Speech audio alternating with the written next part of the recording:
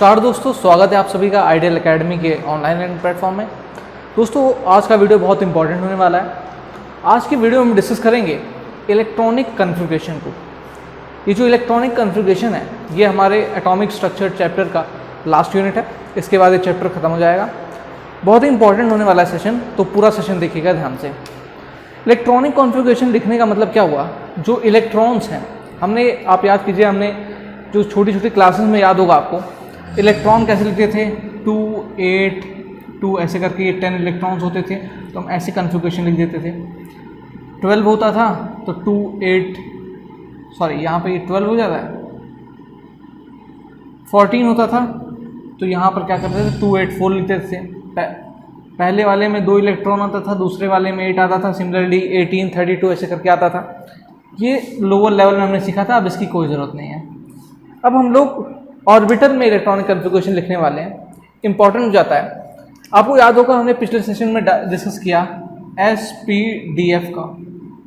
S में हमने देखा कि एक ऑर्बिटल होता है, इसमें एक ऑर्बिटल में 2 इलेक्ट्रॉन्स आता है, तो S के अंदर आपका 2 इलेक्ट्रॉन्स आ जाएगा। P में बात करते हैं तो P के अंदर आपके 3 ऑर्बिटल होते हैं, तो टोटल नंबर ऑफ इलेक्ट्रॉन 6 हो जाएगा। D के अंदर आपके 5 ऑर्बिटल आते हैं, सबके स्ट्रक्चर भी डिस्कस कर चुके हैं हम लोग प्रीवियस वीडियोज़ में, तो इसके अंदर टोटल नंबर ऑफ इलेक्ट्रॉन्स आपके 10 हो जाएंगे। और F में आपका 7 ऑर्बिटल्स होता है, तो टोटल नंबर में हो जाएगा 14। इसको लिखते कैसे हैं वो मैं आपको सिखाऊंगा। डिफरेंट रूल्स हैं, कुछ रूल्स फॉलो करने पड़ते हैं, जैसे कि अबाउ प्रिंसिपल है आपका, पॉली एक्सक्लूजन है प्रिंसिपल है, उसके अलावा हुन्स रूल है। इनका अप्लाई करते हुए हम इलेक्ट्रॉनिक कॉन्फ़िगरेशन को लिखते हैं। कुछ एक्सेप्शंस भी आएंगे, मैं आपको सिखाऊंगा कैसे एक एक करके। तो आइए स्टार्ट करते हैं अबाउ प्रिंसिपल। बात करते हैं पहले अबाउ प्रिंसिपल की।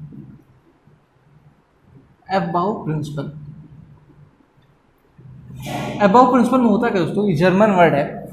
इसमें हम लोग सीरीज को देखते हैं कि कैसे किस सीरीज में किस ऑर्डर में जो इलेक्ट्रॉन्स है वो आपके आएंगे अंदर। तो सीरीज क्या होती है उसको मैं बनाने का आपको तरीका बताता हूँ। ये होता है आपका, ऐसे लिख देते हैं हम लोग 1s 2s 2p 3s 3p 3d 4s 4p 4d 4f 5s 5p 5d 5s 6s 6p 6p 6d 7s 7p 8s। तो इतना हमने लिख दिया। अब आप देख रहे होंगे कि इसका क्या मतलब है। तो दोस्तों होगा क्या, मैं यहाँ पर मार्कर कलर चेंज कर दूँगा, ऐसे ऐसे।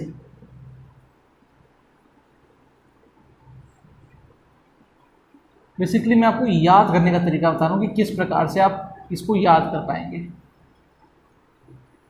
ये एरो डायग्राम हो जाएगा, इसको एरे जो है डायग्राम कहेंगे हम लोग।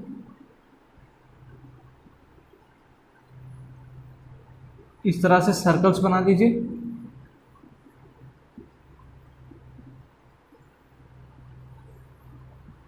अब इन सर्कल्स को फॉलो करना है। तो पहली रो में आपका क्या आ गया, 1s आ गया। 1s के बाद क्या आ गया, उसके बाद आ गया आपका 2s। उसके बाद आप थर्ड रो में जाएंगे, ये वाला, तो ये हो जाएगा आपका 2p 3s 2p 3s 2p 3s के बाद आप देखेंगे तो ये दूसरे वाला चौथी रो आ गई 3p 4s। फिर आ गया आपका 3p 4s। उसके बाद क्या आ गया, 3p 4s के बाद आ गया आपका 3d 4p 5s। क्या आ गया, 3d 4p 5s। ठीक, उसके बाद नीचे लिख दे रहा हूं मैं, 5s तक हो गया। उसके बाद क्या आ गया आपका, उसके बाद आ गया 4d 5p 6s। Then after आ गया आपका 4f 5d 6p 7s। उसके बाद ये दोस्तों ये रहेगा, ये ऐसे है। ठीक, 7s तक हो गया। 7s के बाद आ गया आपका 5s 6d 7p 8s। Basically ये जो होगा आपका, ये आपका ऑर्डर होगा जिसमें इलेक्ट्रॉन जो हैं रिस्पेक्टिवली एटम, ये ऑर्बिटल्स के अंदर जाएंगे। उसको याद करने का तरीका क्या है, उसको याद करने का तरीका ये है, सिंपली आप ज़्यादा से ज़्यादा प्रैक्टिस करेंगे, ज़्यादा लिखेंगे तो ये चीज़ अपने आप याद होगी। इनिशियली याद करने के लिए आप इसका यूज़ कर सकते हैं, 30 तक तो आपको याद होना चाहिए, 30 के बाद आप इसको यूज़ करके आगे भी लिख पाएंगे। तो खाली इतना लिख लेने से और इलेक्ट्रॉन इसके अंदर फिलअप हो जाएगा ये इनफ नहीं है, इसके अलावा भी कुछ रूल्स फॉलो होगा। क्या क्या रूल्स फॉलो होंगे? एक रूल आपका फॉलो होगा हुंस रूल। हुंस रूल, इसके बाद पॉली एक्सक्लूजन प्रिंसिपल आपको याद होगा, हमने इस पर डिस्कशन कर चुके हैं। पॉली एक्सक्लूजन, देन जो है ये दोनों रूल जो है आपके अप्लाई होंगे। ठीक, हुंस रूल में होता क्या है ना, अगर आप ध्यान से इसको देखेंगे तो होगा क्या, इलेक्ट्रॉन पहले जो होगा आपका लोअर एनर्जी लेवल पर जाएगा, लोअर एनर्जी लेवल पे जाएगा, देन आपका वो हायर एनर्जी लेवल पे जाएगा। मतलब फॉर एग्जांपल हमने इलेक्ट्रॉन फिल करना स्टार्ट किया तो 1s में 2, तो ये हो गया 1s2, 2s2, 2p6, 3s2, 3p6, 4s2, 3d5। अब 4s और 3d को थोड़ा पकड़ लीजिए, 4s एंड 3d। ठीक, इस रूल के हिसाब से पहले इलेक्ट्रॉन जो होगा आपका 4s में जाएगा, देन आपका 3d में जाएगा। लेकिन ऐसा नहीं होता दोस्तों, होता क्या है, हुंस रूल के अकॉर्डिंग हम n+l रूल का फॉलो करते हैं, n+l रूल को फॉलो करते हैं। n क्या है? n आपका है principal quantum number, principal quantum number, और l क्या है? l आपका है एजीमुथल क्वांटम नंबर। l क्या है, मैं यहाँ नीचे लिख देता हूं, एजीमुथल क्वांटम नंबर। तो इसमें होगा क्या कि आपको याद होगा L का वैल्यू SPDF के लिए मैंने बताया था 0, 1, 2, 3 होता है L का वैल्यू। ठीक, L का वैल्यू रिस्पेक्टिवली ये सब होता है, और तो ऐसे हो जाएगा। अब इसको ध्यान से देखिएगा थोड़ा सा, n+l रूल यहां पर लगाएंगे तो 4+s का वैल्यू कितना, 0, 4s में लगाया तो 4 आ गया, 3d में लगाएंगे तो 3+2, तो इसका मतलब हो जाएगा ये 5।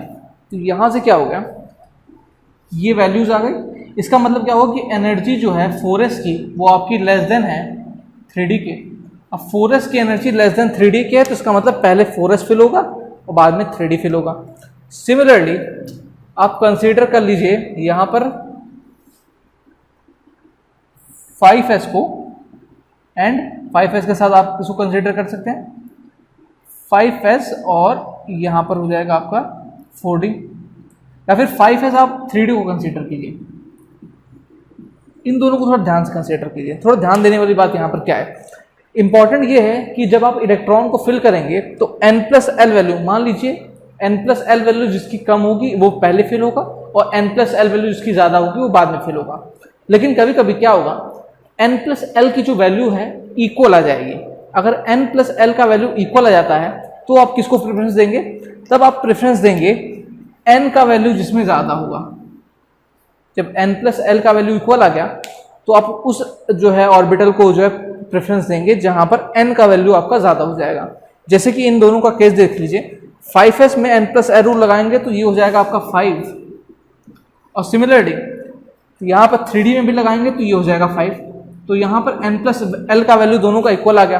अब पहले किसको फिल करेंगे, पहले उसको फिल करेंगे जिसका n का वैल्यू आपका कम होगा, क्योंकि n का वैल्यू ज़्यादा है, इसका मतलब एनर्जी उसका ज़्यादा होगा। तो पहले क्या फिल होगा, पहले आपका फिल होगा 3d। ठीक, ये थोड़ी सी ध्यान देने वाली बात है, यही बात हुंस रूल में समझाई गई है। अब मैं आपको पॉली एक्सक्लूजन प्रिंसिपल बताता हूँ। पॉली एक्सक्लूजन प्रिंसिपल हमने पहले भी देखा था। पॉली एक्सक्लूजन प्रिंसिपल में क्या था, पॉली एक्सक्लूजन प्रिंसिपल में हमने देखा था कि दो इलेक्ट्रॉन के चारों क्वांटम नंबर सेम नहीं होगा। इसमें हमने डिस्कशन किया था पहले भी, अगर आपने नहीं देखा तो हमारे वीडियोस में जाके इसको देख पाएंगे। इसके ऊपर हम डिस्कस कर चुके हैं, कुछ प्रॉब्लम्स भी हम देखे थे, वो सब हो चुका है। यहाँ पर दोस्तों इलेक्ट्रॉन फिल की बात आती है तो दोस्तों मान एक एग्जाम्पल कंसिडर करते हैं। मान लीजिए नाइट्रोजन का एग्जाम्पल मैं कंसिडर करता हूँ।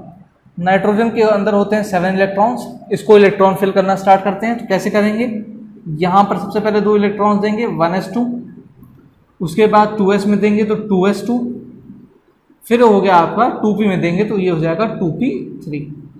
ठीक, ये हो गया आपका इलेक्ट्रॉनिक कन्फिग्रेशन। ठीक, अब इस इलेक्ट्रॉनिक कन्फिग्रेशन को थोड़ा सा इलोबोरेट करते हैं, इसको थोड़ा सा एटॉमिक लेवल पे सोचिए, ऑर्बिटल के लेवल पे सोचिए। तो ऑर्बिटल में याद होगा यहाँ तो यहाँ ठीक है, इस 2p3 को ध्यान से देखिए। p में हम जानते हैं कि 3 ऑर्बिटल होते हैं, ठीक, px, py, pz। अब यहाँ पर दोस्तों केस क्या क्या हो सकता है, मैं यहाँ पर एक यहाँ पर आता हूँ, बाकी दो इधर बताता हूँ। px, py, pz।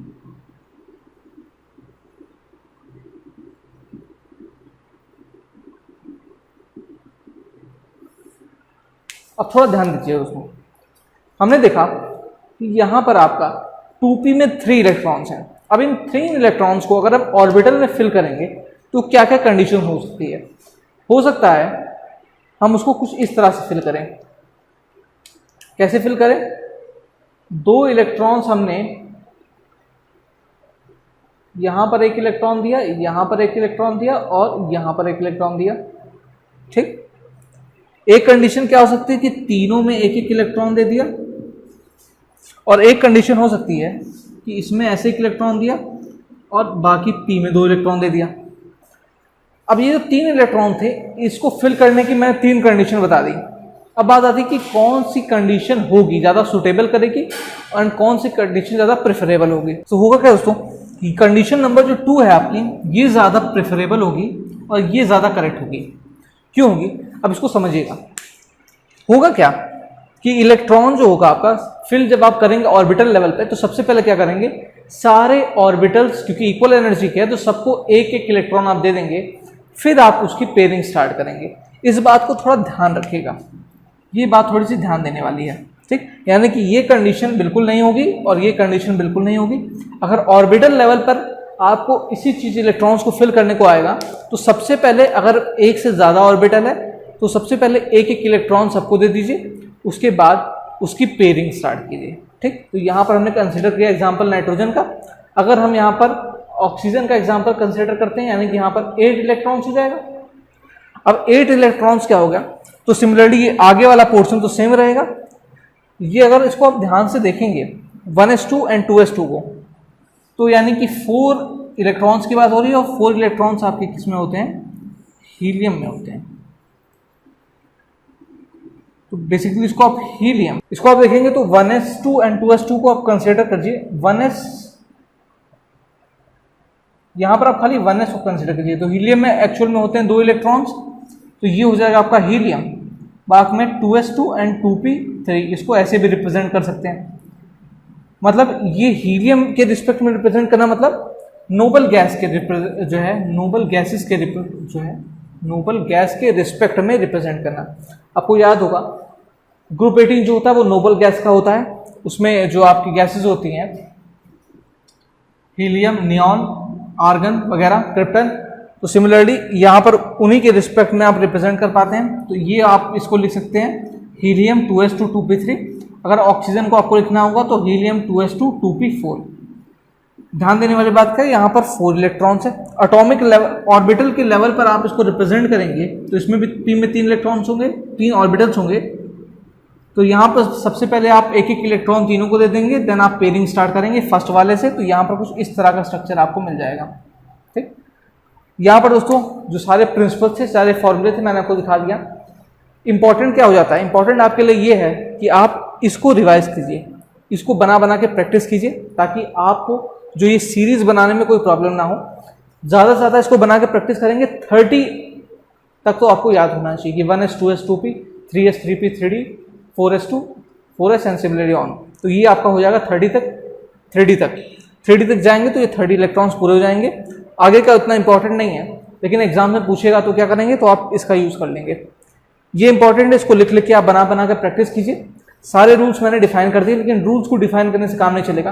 अब मैं आपको इलेक्ट्रॉनिक कन्फिग्रेशन कुछ एटम्स का दिखाता हूँ, एंड साथ ही साथ हम बात करते हैं कि कुछ एक्सेप्शंस कहाँ कहाँ आपको मिलेंगे। तो ये दोस्तों कुछ एग्जाम्पल्स को कंसिडर करते हैं कि कुछ एलिमेंट्स के एटॉमिक नंबर मैंने आपको दे रखे हैं, इनके कन्फिग्रेशन को लिखते हैं, और कुछ एक्सेप्शंस भी है इसमें। क्या एक्सेप्शंस है वो मैं आपको बताता हूँ। सबसे पहले यहाँ पोटेशियम 19 का लिखते हैं। तो आप जितना ज़्यादा प्रैक्टिस करेंगे आपको याद हो जाएगा। तो 19 को आपको लिखना है, तो कैसे लिखेंगे, 1s में 2 1s2 2s2 2p6, ये कितना हो गया 10 इलेक्ट्रॉन हो गया। 10 इलेक्ट्रॉन आपका हो गया, बचा है 9 इलेक्ट्रॉन। फिर आपने क्या किया 3s2 3p6, कितना होगा ये हो गया आपका 18 इलेक्ट्रॉन्स, ये हो गए आपके 18 इलेक्ट्रॉन्स, बचा क्या 4s, तो 4s में आ गया 1। ये हो गया आपका कॉन्फ़िगरेशन 19 के लिए। सिमिलरली उसके बाद 21 के लिए आपको लिखना है। 21 के लिए कैसे लिखेंगे, 21 के लिए ऐसे लिखेंगे, ये हो जाएगा 1s2 2s2 2p6, 10 इलेक्ट्रॉन पूरे हो गए। फिर 3s2 3p6, ये आपके टोटल हो गए 18 इलेक्ट्रॉन्स।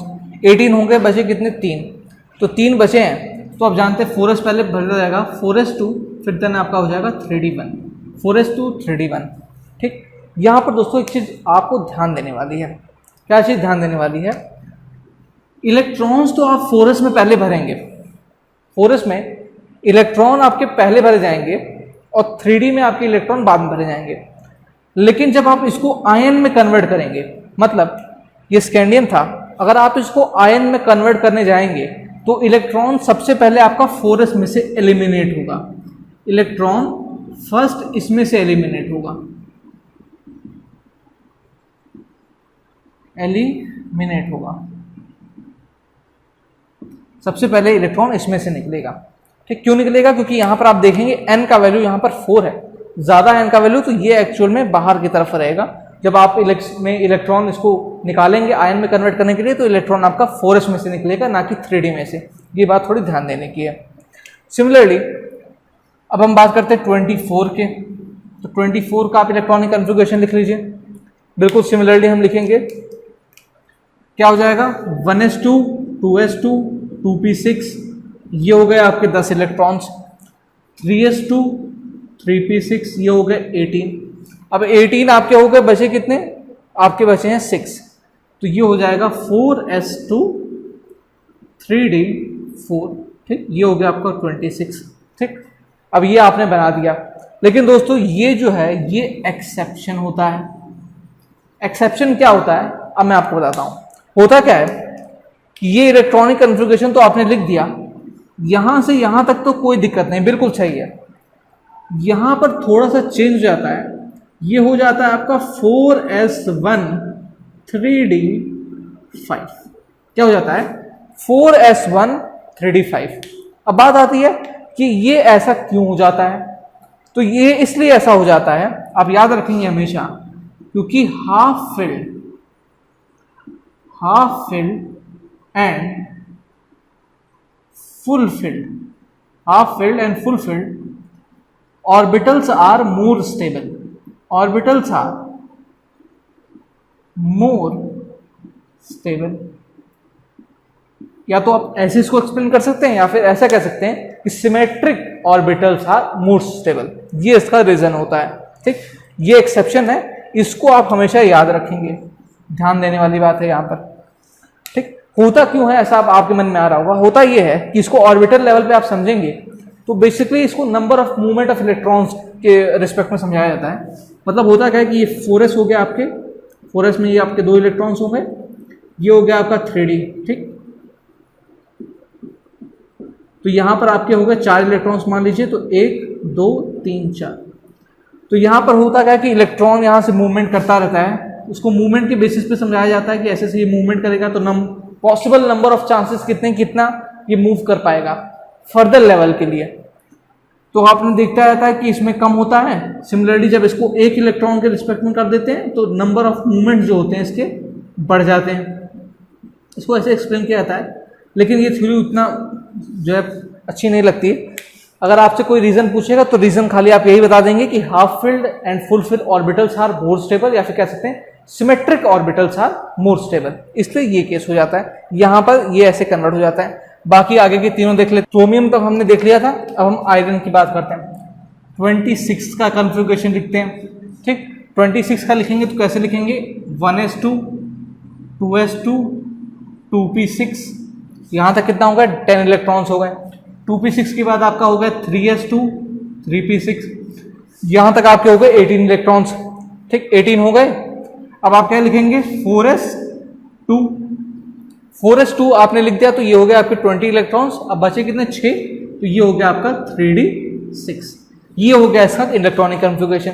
ध्यान देने वाली बात, 4s और 3D में यहाँ पर हाफ फील्ड का कोई केस बन नहीं रहा है, तो इसका मतलब ये इलेक्ट्रॉनिक कॉन्फ़िगरेशन आपका बिल्कुल करेक्ट हो गया। ठीक, अगला देख लेते हैं। अगला है आपका जिंक। जिंक का कितना है 30, इसको भी लिख लेते हैं।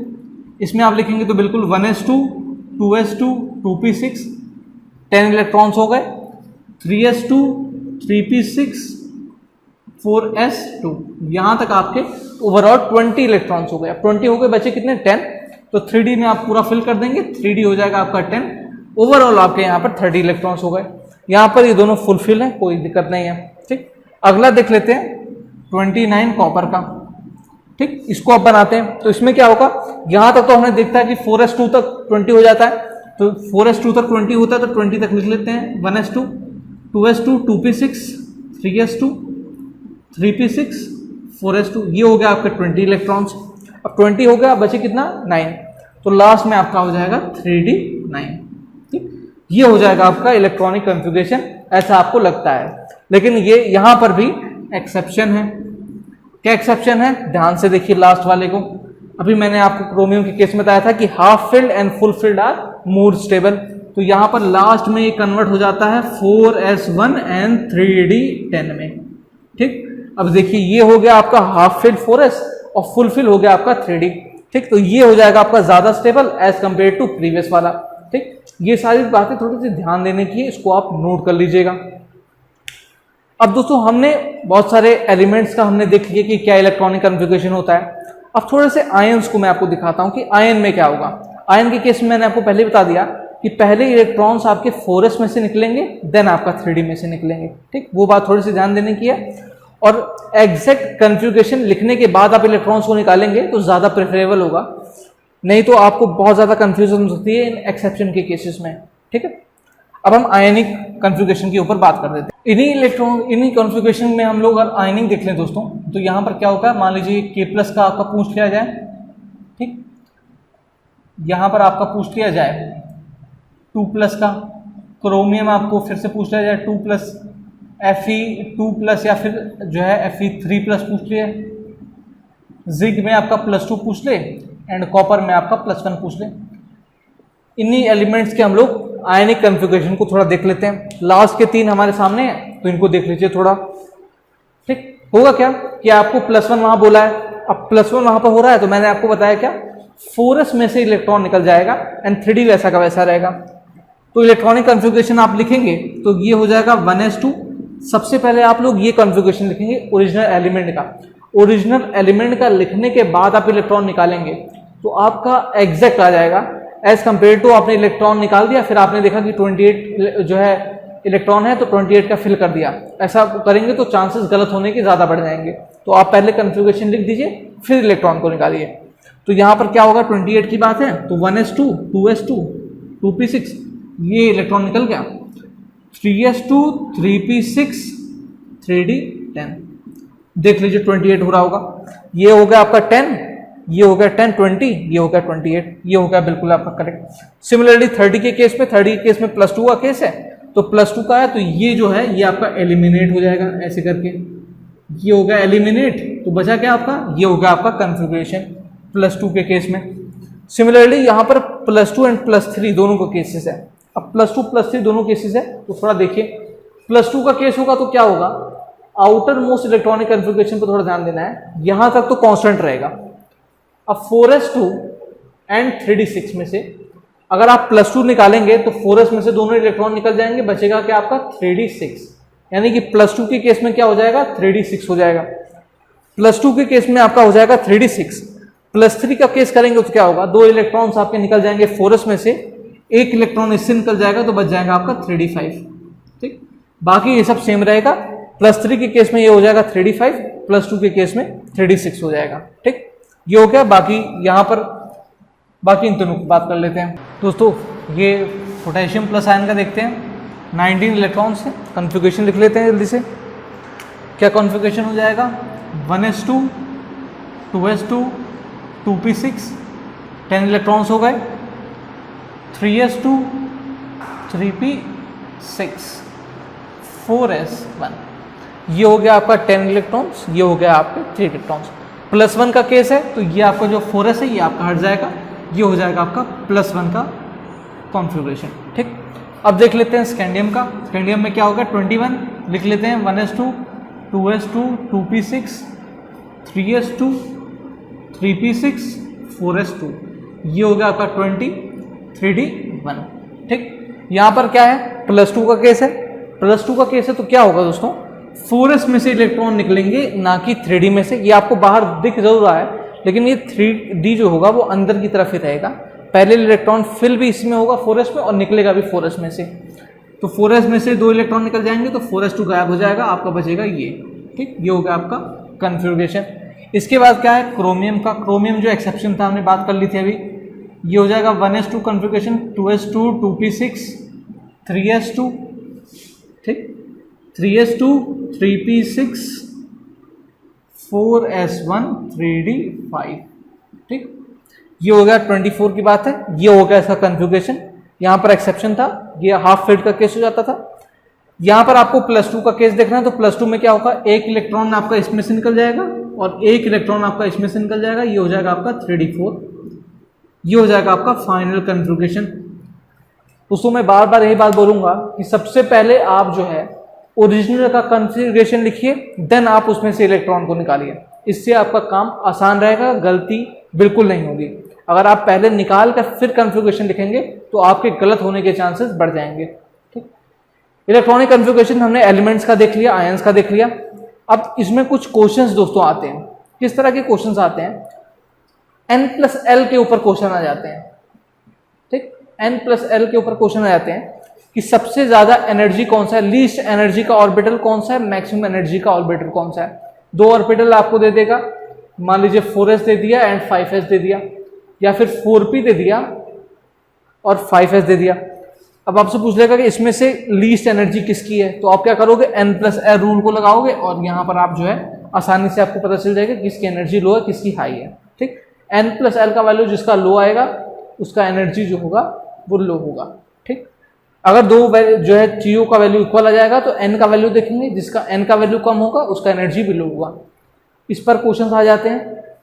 और क्वेश्चंस आते हैं, आपको क्या पूछ लेगा, आपको कोई आयन दे देगा, समझिएगा ध्यान से, वो आपको दे देगा एक आयन को। ठीक, आप वो बोलेगा कि इस आयन का जो लास्ट इलेक्ट्रॉन है उसके सारे क्वांटम नंबर्स लिखो।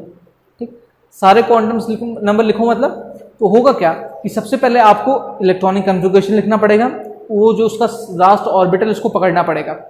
उसमें ध्यान देने वाली बात क्या होगी, देखिए ध्यान से, उसमें ध्यान देने वाली बात यह होगी कि मान लीजिए आपको नाइट्रोजन 7 दे दिया और इसने बोला कि लास्ट इलेक्ट्रॉन का आप चारों क्वांटम नंबर लिख लीजिए, तो कन्फिग्रेशन आप लिखेंगे तो ये हो जाएगा 1s2 2s2 एंड 2p3। ठीक, यहां ध्यान देने वाली बात, लास्ट इलेक्ट्रॉन का केस बोल रहा है। यहां पर आपने ये बनाया, लास्ट ऑर्बिटल बनाया px py pz। ठीक, यहां पर आपने देखा, ये देखिए ऐसे ऐसे इलेक्ट्रॉन की फिलिंग होती है। मैंने आपको भी बताया था कि सबसे पहले आप एक एक इलेक्ट्रॉन सारे ऑर्बिटल्स में दे दें, फिर आप उसकी पेयरिंग करें। यहां पर आप n का वैल्यू तो देख के बता देंगे कि n का वैल्यू 2 है, l का वैल्यू जो है, n का वैल्यू आपका 2 है, l का वैल्यू आपका जानते हैं यहां पर हो जाएगा, ये भी 2 है। ठीक, यहाँ पर 0 1 2 3 होता है S P D F, तो यहाँ पर क्या है, ये P का वैल्यू ये हो जाएगा 1। ठीक, N का वैल्यू 2 है, L का वैल्यू आपका 1 है। N L का वैल्यू पता चल गया। दोस्तों यहाँ ध्यान देने वाली बात ये है, आप यहाँ पर पूछेगा स्पिन कितना हो जाएगा, टोटल स्पिन की बात नहीं कर रहा हूँ, इस लास्ट इलेक्ट्रॉन का स्पिन क्वांटम नंबर क्या हो जाएगा, तो आप देखेंगे ये ऊपर की तरफ है, ऊपर की तरफ है तो S का वैल्यू हम जानते हैं +½ हो जाता है, ऊपर की तरफ में +½ डायरेक्शन होती है क्लॉकवाइज। ठीक, नीचे की तरफ में क्या होता है, -½ डायरेक्शन होती है एंटी क्लॉकवाइज।